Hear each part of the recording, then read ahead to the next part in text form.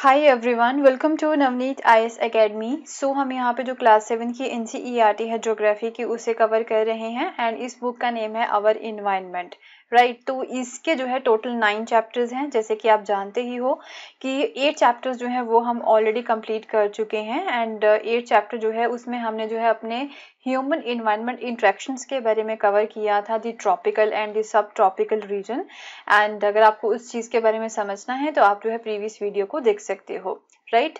And today we are going to start the chapter number 9, तो जिसमें हम जो है अब डेजर्ट्स में जो लाइफ है वो किस तरह की होती है।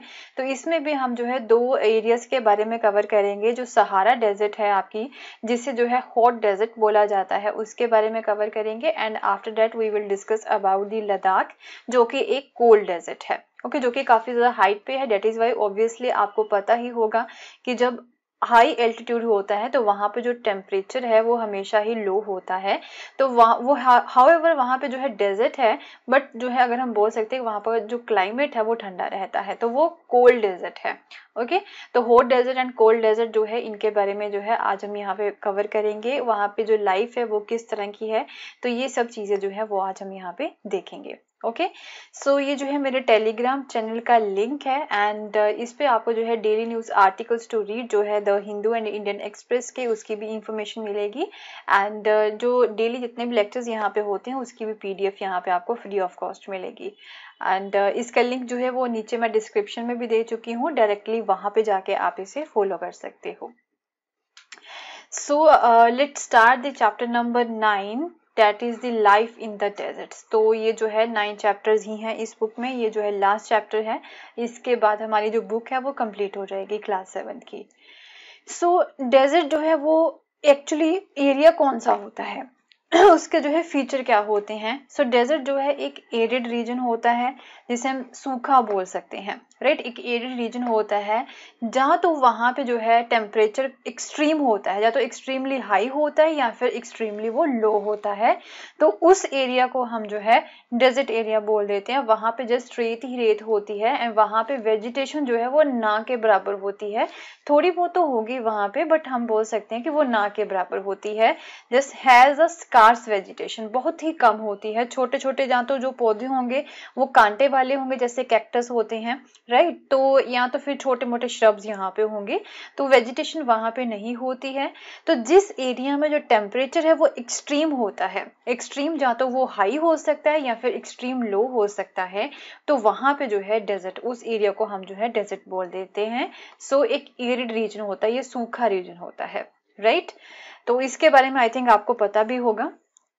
तो अब टाइप्स की बात कर ले डेजर्ट की, कौन कौन सी टाइप्स होती हैं। 2 तरह की टाइप्स होती हैं डेजर्ट की। एक होती है हॉट डेजर्ट, दूसरी होती है आपकी कोल्ड डेजर्ट, राइट। तो हॉट डेजर्ट जो है जैसे कि वहां पे एक्सट्रीमली हाई टेम्परेचर होगा। तो जब हाई टेम्परेचर है किसी जगह का, तो ऑब्वियसली वहां पे भी जो वेजिटेशन है वो नहीं हो सकती है, राइट। वहां पे बारिश भी कम होती होगी, क्योंकि पेड़ पौधों को उगने के लिए, वेजिटेशन के लिए यहाँ पे जो है आपको पानी की भी जरूरत होती है, वहां पे सनलाइट की भी जरूरत होती है। तो यहाँ पे हॉट जो एरियाज है वहां पे सनलाइट होगी, बट वो एक्सट्रीम होगी, बट वहां पे जो बारिश है वो ना के बराबर होती होगी, बहुत ही कम बारिश जो है वो वहां पे होती होगी। डेट इज वाई वहां पे वेजिटेशन नहीं है, पेड़ पौधों को उगने के लिए पानी की भी यहाँ पे जरूरत है, बट उन एरियाज में जो पानी है, जो बारिश है, वो बहुत ही कम होती है, जो डेजर्टेड एरियाज होते हैं, ओके। तो दोनों ही चीजें यहाँ पे चाहिए होती हैं, सनलाइट भी चाहिए होती है यहाँ पे, टेम्परेचर जो है वो सही होना चाहिए, एंड उसके साथ यहाँ पे पानी की जरूरत होती है वेजिटेशन को। तो यहाँ पे जो है जो डेजर्ट, डेट इज वाई जो है ये डेजर्टेड एरियाज होते हैं। तो यहाँ पे टेम्परेचर जो है वो बहुत ज्यादा हाई होता है, एक्सट्रीम होता है, बट वेजिटेशन वहां पे नहीं होती है, ओके। दूसरा यहाँ पे कोल्ड की बात कर लें, तो ये जो है हाई एल्टीट्यूड पे जो एरियाज होंगे, तो वहां पे सनलाइट वैसे ही नहीं पहुंचती होगी, राइट। ये हाई एल्टीट्यूड के जो एरियाज हैं, तो वहां पे भी जो है हम उस एरिया को हम जो है कोल्ड एरियाज या फिर कोल्ड डेजर्ट जो है बोल देते हैं, ओके। सनलाइट नहीं पहुंचती है तो वहां पे भी जो है पेड़ पौधे नहीं होंगे, वो भी काफी स्कार्स होंगे। सो टाइप्स ऑफ डेजर्ट जो है वो 2 तरह के होते हैं, एक होता है हॉट, दूसरा होता है आपका कोल्ड डेजर्ट। सबसे पहले हम बात करेंगे अबाउट दी हॉट डेजर्ट, जो कि सहारा डेजर्ट है आपका, साउथ अफ्रीका की बात करें तो वहां पे जो है ये एरिया लोकेटेड है। सहारा डेजर्ट की हम बात करेंगे जो कि एक हॉट डेजर्ट है, okay. So as you already know that कि जो सहारा डेजर्ट है it covers the large part of the north Africa. ये जो है आपका अफ्रीका है, तो ये जो नॉर्थ एरिया है ना यहाँ पे ये वाला, तो ये सारा ही जो है आपका सहारा डेजर्ट है। तो टोटली यहाँ पे जो है 11 कंट्रीज को जो है ये कवर करता है Sahara desert. Western Sahara, Mauritania, Mali, Niger, Chad, Sudan, Egypt, Libya, Tunisia, Algeria, Morocco, तो ये टोटल 11 कंट्रीज को कवर करता है। तो ये भी क्वेश्चन जो है वो आपके लिए यूपीएससी के लिए बन जाता है कि जो सहारा डेजर्ट है वो कौन कौन सी 11 कंट्रीज में जो है पाया जाता है। तो ये जो है आपका आंसर जो है वो यहीं से आएगा, राइट। डायरेक्टली जो है यूपीएससी इसी तरह के क्वेश्चन जो है वो पुट करती हैं। तो ये चीजें जो है आपको यहाँ पे याद रखनी है, राइट। तो ये नॉर्थ अफ्रीका में है जो सहारा डेजर्ट है आपका। ये जो है वर्ल्ड का लार्जेस्ट डेजर्ट है। ऑब्वियसली इसे आपको पता है, ये 11 कंट्रीज को जो है कवर करता है। तो इसके एरिया की बात करें 8.54 मिलियन स्क्वायर किलोमीटर एरिया जो इसने कवर किया है, and it touches the 11 countries Algeria, Chad, Egypt, Libya, Mali, Mauritania, Morocco, Niger, Sudan, Tunisia and the western Sahara. यहाँ पे जो है beside the vast stretches of the sand, यहाँ पे सैंड बहुत ज्यादा है, रेत बहुत ज्यादा है, and the Sahara desert is covered with there are also gravel plains and elevated plateaus with the bare rocky structure. तो यहाँ पे प्लेन्स भी हैं, सैंड्स तो है ही यहाँ पे, जिसके पहाड़ बने हुए हैं, रेत वाले पहाड़ जैसे बने होते हैं ना, जो कि वहां पे हवा बहती रहती है, तो उसी की वजह से जो रेत है वो बहती रहती है उसी के साथ ही, तो एक जगह पे जाके जो है इकट्ठी हो जाती है, तो वहां पे जो है पहाड़ बन जाते हैं। तो इसके अलावा यहाँ पे प्लेन्स भी पाए जाते हैं, एंड जो कुछ प्लेट्यूज होते हैं ना, एलिवेटेड प्लेट्यूज जो होते हैं जिसकी सरफेस जो है वो काफी रोकी है, वो भी आपको यहाँ पे देखने को मिलेंगे, right. So these rocky surfaces may be more than 2500 metre high. तो ये जो रॉकी सरफेसेस है ना, जो इधर उधर पहाड़ होते बीच में प्लेट्यू होता है, तो उसकी हाइट कितनी हो सकती है, 2500 मीटर हाई जो है ये किसी जगह पे हो सकती है। तो ये इसके फीचर्स हैं सहारा डेजर्ट के। तो क्लाइमेट जो है, अगर क्लाइमेट की बात करें तो काफी स्कॉचिंग हॉट होता है, बहुत ज्यादा यहाँ पे गर्मी होती है, एंड पार्ट ड्राई यहाँ पे रहता है, शुष्क मौसम होता है, एंड जो रेनी सीजन है वो बहुत ज्यादा शॉर्ट होता है। डेट इज वाई यहाँ पे आपको वेजिटेशन जो है वो देखने को नहीं मिलेगी। वेजिटेशन के लिए यहाँ पे जो है सनलाइट की भी जरूरत होती है, राइट। सनलाइट भी यहाँ पे चाहिए अच्छी प्रॉपर मात्रा में, एंड उसके बाद यहाँ पे जो है आपको क्या चाहिए, पानी की भी जो है, वाटर की भी यहाँ पे जरूरत होती है। ओके, तो ये भी चीजें यहाँ पे चाहिए होती, दोनों चीजें यहाँ पे मिलेंगी तभी जो वेजिटेशन है वो यहाँ पे अच्छी रहेगी। ओके, द स्काई जो है वो क्लाउडलेस होता है, यहाँ पे बादल बहुत ही कम देखने को मिलते, क्लियर रहता है, एंड डेट इज वाई इसी की वजह से यहाँ पे जो मॉइस्चर है ना वो इवेपोरेट हो जाता है फास्टर देन इट एक्यूमुलेट्स। अगर यहाँ पे बारिश होती भी है तो फटाफट से जो मॉइस्चर है ना वो इवेपोरेट हो जाता है, वो भाप बन के ऊपर जो है उड़ जाता है। अगर यहाँ पे पेड़ पौधे होंगे तो वहां पे मॉइस्चर जो है उसे वो पेड़ पौधे जो एब्जॉर्ब कर सकते हैं मॉइस्चर को, बट यहाँ पे वेजिटेशन ही नहीं है तो मॉइस्चर को एब्जॉर्ब किस तरह से करेंगे, तो मॉइस्चर जो है वो फटाफट से इवेपोरेट हो जाता है। ओके, तो डेज जो होते हैं वो अनबिलीवेबली हॉट होते हैं, एंड टेम्परेचर जो होता है वो 50 डिग्री सेल्सियस तक होता है डे का जो टेम्परेचर है यहाँ पे। ओके, जिसकी वजह से जो रेत है, जो सैंड है वो बहुत ज्यादा गर्म होती है, एंड जो रॉक्स हैं वो भी बहुत ज्यादा गर्म होती हैं, एंड उसके आसपास मीन इनके आसपास जो भी चीजें होती वो सारी यहाँ पे हॉट ही होती, गर्म ही होती हैं। And if we talk about the nights, night जो है वो यहाँ पे फ्रीजिंग कोल्ड होती हैं, एंड अराउंड एक तरह से ये बोल सकते हैं 0 डिग्री टेम्परेचर होता है वहां पे, क्योंकि वेजिटेशन ही नहीं है यहाँ पे। वेजिटेशन अगर यहाँ पे होगी तो जब दिन के टाइम पे सनलाइट जब आती है तो वो उस रेडिएशन को भी एब्जॉर्ब कर लेती हैं, सनलाइट को थोड़ा सा जो वेजिटेशन है वो एब्जॉर्ब कर लेती हैं। तो रात के समय में यहाँ पे जो अगर वेजिटेशन यहाँ पे होती है तो रात के समय में यहाँ पे गर्मी होती, राइट। तो वेजिटेशन यहाँ पे नहीं है, तो जब सनलाइट यहाँ पे आती है तो फटाफट से जो है वो रेडिएट भी हो जाती है, वो वापस भी चली जाती है। जो हीट यहाँ पे आती है ना धरती पे सहारा डेजर्ट पे, वो फटाफट से ऊपर वापस भी जो है वो चली जाती है। ओके तो यहाँ पे रुकती नहीं है वेजिटेशन की वजह से। अगर वेजिटेशन यहाँ पे होती तो हीट यहाँ पे रुक जाती एंड जो नाइट्स है वो इतनी ठंडी ना होती। तो यहाँ पे वेजिटेशन नहीं है, जितनी भी हीट सनलाइट यहाँ पे पड़ती है वो जो है वापस चली जाती है रात के समय में। तो धरती पे जो है बिल्कुल भी यहाँ पे हम बोल सकते हैं कि हीट बिल्कुल भी नहीं बचती है। डेट इज वाई जो रात का समय होता है ना वहाँ पे जो टेम्परेचर होता है वो फ्रीजिंग कोल्ड होता है, राइट। तो वेजिटेशन की तो यहाँ पे बहुत ज्यादा जरूरत है अगर वहां पे जो है आपको बैलेंस रखना है हर एक चीज में, क्योंकि ये वेजिटेशन ही जो है वो हीट को यहाँ पे जो है एब्जॉर्व कर लेंगी। तो उसकी वजह से रात का टेम्परेचर भी जो है वो वैसा ही होगा, चाहे थोड़ा बहुत कम होगा, दिन के जैसा नहीं होगा। बट अगर वेजिटेशन जो है वो नहीं है यहाँ पे तो वो हीट को बिल्कुल भी जो है एब्जॉर्ब नहीं कर सकती है, राइट। डेट इज वाई यहाँ का जो टेम्परेचर है वो नियरिंग 0 डिग्री होता है।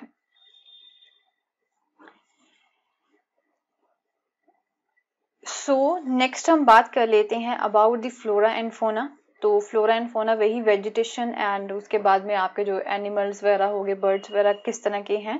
तो कैक्टस होता है ऑब्वियसली यहाँ पे, date palms and acacia and कुछ कुछ प्लेसेस में आपको जो है ओएसिस भी देखने को मिलेंगे। ओएसिस क्या होते हैं, जैसे आप यहाँ पे देख सकते हो, जैसे ये पहाड़ बने हुए हैं रेत के, ओके। तो जब कभी भी यहाँ पे जो है हवा बहती है, हवा के साथ जो ऊपर वाली रेत जो है ना वो भी बह जाती है। तो इस तरह से फटाफट जो हवा बहती रहती है तो एक ही जगह से यहाँ से जो रेत है ना वो उड़ गई है सारी एंड में जो धरती के नीचे का जो पानी है वो ऊपर आ चुका होता है। तो ये जो पानी जब ऊपर आ जाता है इसे हम क्या बोल देते हैं, इसे हम जो है ओएसिस बोल देते हैं, राइट। सो यहाँ पे जो है ग्रीन आइलैंड्स बन जाते हैं, थोड़े छोटे मोटे जो पेड़ पौधे भी यहाँ पे उग जाते हैं एंड जैसे कि डेट पाम्स हो गए। एंड अगर हम बात करें फोना की तो कैमल्स हैं, हाइन्स हैं, jackals, foxes, scorpions, many varieties of the snakes and lizards जो हैं ये प्रोमिनेंट एनिमल हैं जो यहाँ पे रहते हैं। एंड पीपल की बात करें यहाँ पे ट्राइब्स कौन कौन सी हैं, 2 तरह की ट्राइब्स यहाँ पे पाई जाती जो सबसे ज्यादा फेमस हैं, एक है बेडोइंस एंड दूसरी है टोरिक्स। एंड ये जो है नोमैडिक ट्राइब्स हैं, जैसे कि आपको पता है नोमैडिक पीपल जो होते हैं ये मूव पे रहते हैं, मीन जो एक जगह पे नहीं टिकते हैं, ये अपने एनिमल्स के साथ जो है एक जगह से दूसरी जगह पे मूव करते रहते हैं, अपने लाइफ स्टॉक को जो है ये रियर करते हैं, जैसे कि गोट, शीप, कैमल्स एंड हॉर्सेस हो गए, okay.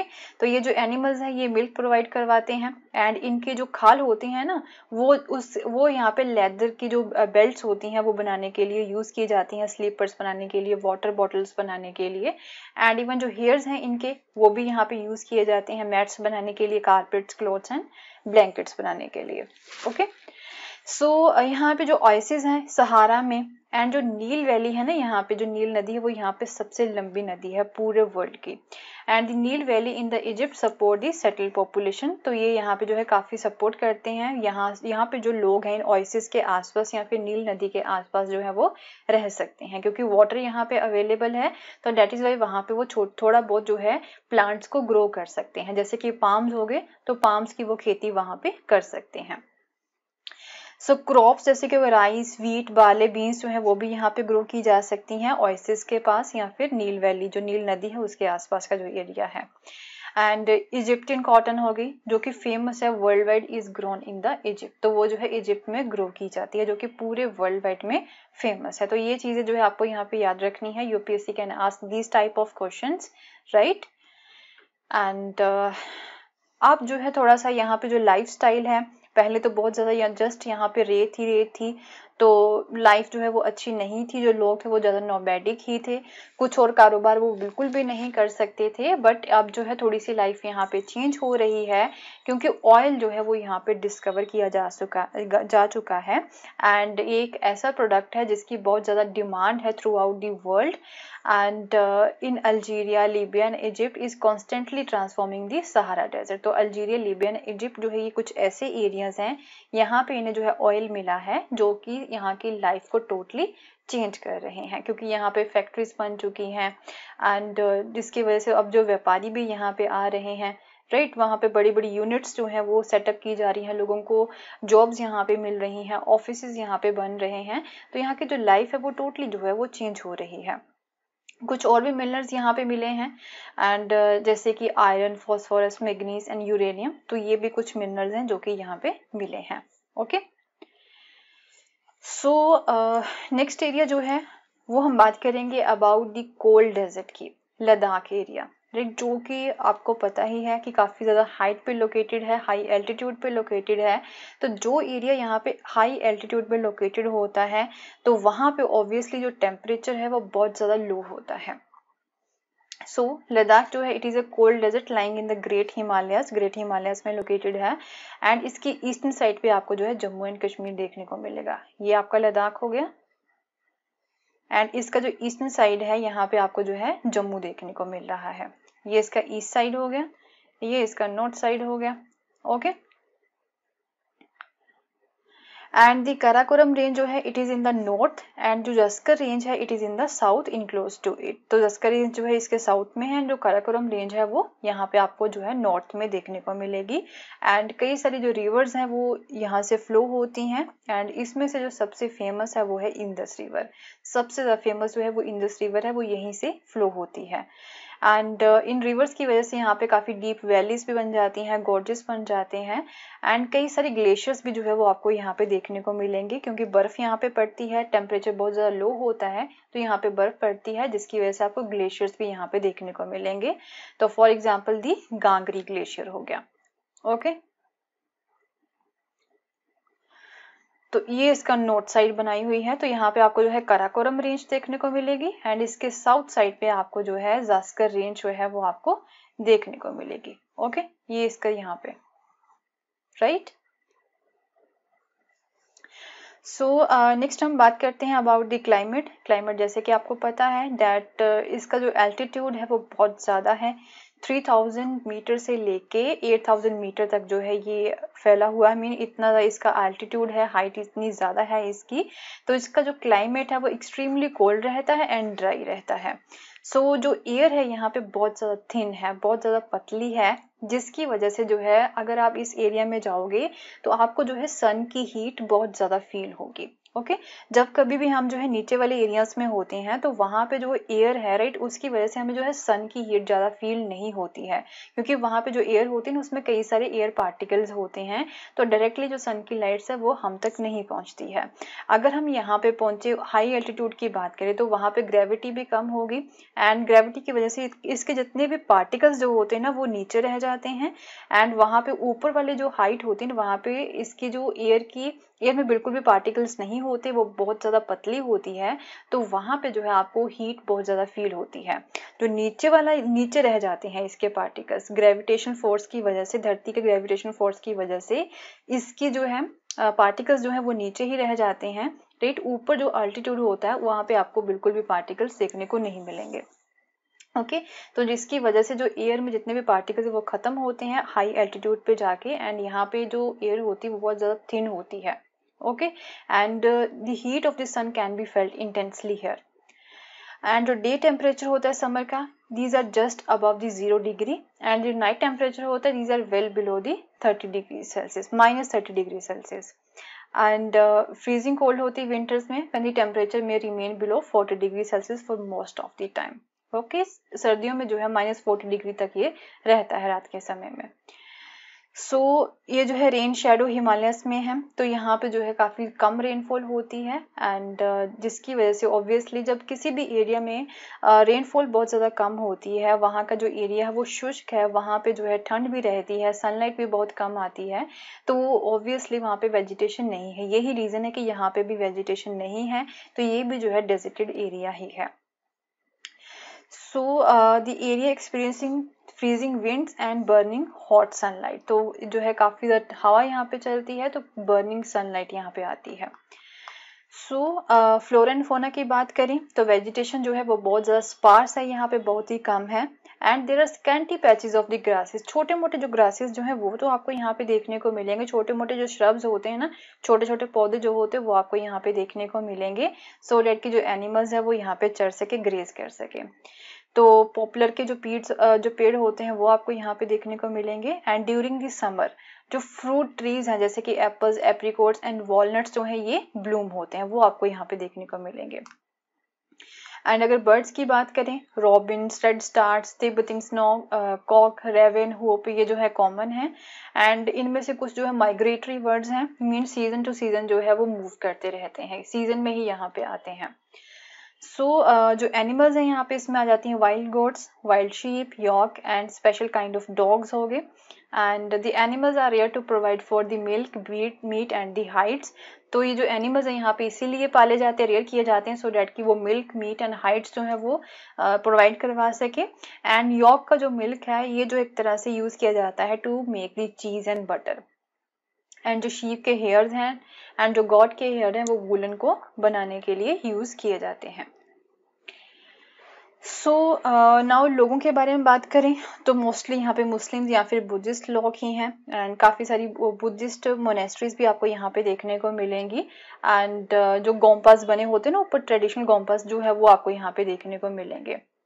The famous monastery Hemis, थिस्की, Thiksey, Shey and Lamayuru. And in the summer season the people are busy cultivating the barley. Summer season में जो है ये barley, potato, peas, beans and turnip ये यहाँ पे कल्टिवेट करते हैं। एंड जो क्लाइमेट होती है ना, विंटर जो होता है वो बहुत, क्लाइमेट जो होता है ना यहाँ पे विंटर का वो बहुत ज़्यादा हार्श होता है। एंड जिसकी वजह से जो है ये ज़्यादा खेती नहीं करते, तो अपने ये फेस्टिवल्स वगैरह ही सेलिब्रेट करते रहते हैं। सेरेमनीज वगैरह जो होती हैं वो यहाँ पे सेलिब्रेट करते रहते हैं। तो वुमेन जो है वो यहाँ की बहुत ज़्यादा हार्ड वर्किंग है, वो घर में भी काम करती हैं एंड फील्ड्स में भी काम करती हैं। एंड इवन छोटे मोटे बिजनेस या फिर जो शॉप्स होते हैं ना उससे भी मैनेज करती हैं। एंड देन ले जो है वो इसकी कैपिटल है लद्दाख की। And it is well connected both by the road and air, तो रोड एंड एयर के साथ जो है अच्छे से ये कनेक्टेड है। टूरिज्म जो है वो यहाँ की मेजर एक्टिविटी है। काफ़ी ज़्यादा टूरिस्ट जो है वो यहाँ पे आते हैं from the Indian abroad also. Gompas को जो है विजिट करते हैं, ट्रैक्स जो है वो देखने के लिए जाते हैं, ग्लेशियर्स को देखने के लिए जाते हैं, एंड इवन सेरेमनीज जो होती हैं वो विटनेस करने के लिए जाते हैं। फेस्टिविटीज़ जो है ये कुछ इंपॉर्टेंट एक्टिविटीज़ है यहाँ पे जो टूरिस्ट आके यहाँ पे करते हैं। So the life of people is undergoing change due to the modernisation. तो अब मॉडर्नाइजेशन थोड़ा सा हो रहा है, यहाँ के जो लोगों की लाइफ भी चेंज हो रही है, बट फिर भी जो है यहाँ के जो लोग हैं वो बैलेंस में ही रहते हैं एंड नेचर के साथ जो है उनका बहुत ज़्यादा प्यार है। एंड वाटर एंड फ्यूल की यहाँ पे काफ़ी ज़्यादा स्कार्सिटी है एंड दैट इज़ वाई जो है वो काफ़ी केयरफुली इन रिसोर्सेज को यूज़ करते हैं एंड वो इन रिसोर्सेज को जो है ज़्यादा वेस्ट नहीं करते हैं। ओके, बस यही लाइफ है यहाँ की लद्दाख की। अगर हम बात करें तो वहाँ की जो है काफ़ी आपको हाई अल्टीट्यूड पे होने की वजह से यहाँ का जो टेम्परेचर है वो बहुत ज़्यादा कम होता है। वहाँ की जो एयर है वो बहुत ज़्यादा थिन है क्योंकि उसमें एयर पार्टिकल्स नहीं होते हैं। धरती का जो ग्रेविटेशन फोर्स होने की वजह से जो एयर पार्टिकल्स है वो नीचे रह जाते हैं एंड जो ऊपर वाली एयर है वो बहुत ज़्यादा थिन होती है, क्योंकि हमेशा ही एयर में जो है यहाँ पे पार्टिकल्स होते हैं, डस्ट पार्टिकल्स होते हैं, जिसकी वजह से हमें जो है प्लेन एरिया में, जो नीचे एल्टीट्यूड वाले, जो लो एल्टीट्यूड वाले एरियाज है ना, वहाँ पे हमें सनलाइट भी फील नहीं होती है, वहाँ पे पार्टिकल्स होते हैं। बट जब ऊपर अगर आप जाओ तो वहाँ की जो थिन एयर होती है ना, उसकी वजह से जो सन की लाइट है वो हमें बहुत ज़्यादा फील होती है, क्योंकि उसमें जो है एयर पार्टिकल्स नहीं होते हैं, क्योंकि वहाँ पे ग्रेविटेशन फोर्स नहीं होता है।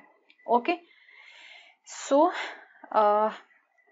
with this we have completed this chapter also। Chapter number 9 जो है वो भी हमारे कंप्लीट हो चुका है एंड पूरी जो NCERT है क्लास 7 की वो हमारी कंप्लीट हो चुकी है। एंड आपने जो है अब नेक्स्ट वीडियो में क्लास 8 की जो NCERT है उसे हम स्टार्ट करेंगे। एंड अगर आपको मेरा कोर्स पसंद आया तो इसे शेयर करना ना भूलें। Thank you so much, have a nice day, bye bye.